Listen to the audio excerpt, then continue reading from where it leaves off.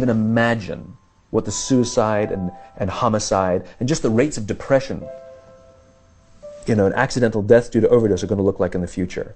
It's going to reach epidemic proportions. It's already, the statistics are already alarming, and yet nobody's sounding any alarm bells. Parents have to intervene. We have to stop giving our kids free access to social media and phones at young ages. They are not ready for it. Their minds cannot cope with the dopamine. They can only have it up to a certain hour, and you take it away. They're children. You can take the phone away. We've got to intervene as parents. But as companies, we now have to deal with the influx of kids that are coming into our companies with addiction. Watch, I see it all the time. Walk through any office. You'll see the older employees have their phones on the sides of their computers as they're working. You'll see the youngest employees have their phones face up in front of their keyboards between their arms as they're working. And this is how they work.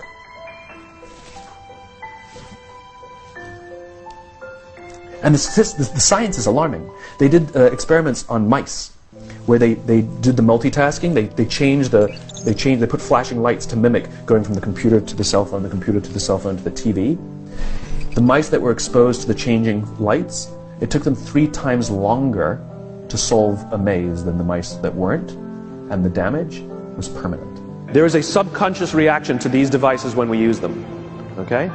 What if I were to hold my phone while I'm talking to you? I'm not checking it, it's not buzzing, it's not beeping, I'm nothing, I'm just holding it. Do you feel at this moment that you are the most important thing to me right now? No, you do not. Because there is a subconscious reaction we have to the device. When it is out, it makes the people around us feel that they are less important.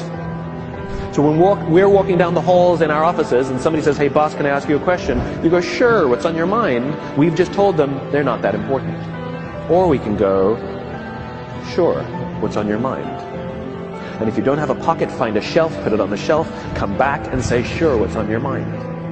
When we show up to a meeting, or a lunch, or a dinner, with our colleagues, our clients, or our friends, or our families, and we put the phone on the table, we have announced to everyone in the room that they are not that important to us.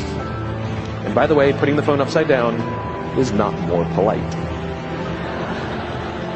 My favorite one is in the meeting or at a lunch with someone that the phone will ring and the caller ID will pop up and they will go, I'm not going to get it.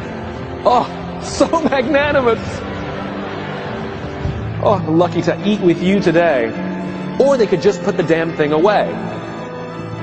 You can tell how addicted we are. When somebody pulls out their phone when you're with them, how uncomfortable does that make us feel? You're walking down the street with someone, they pull their phone out. We feel stupid, so what do? We pull our phones out.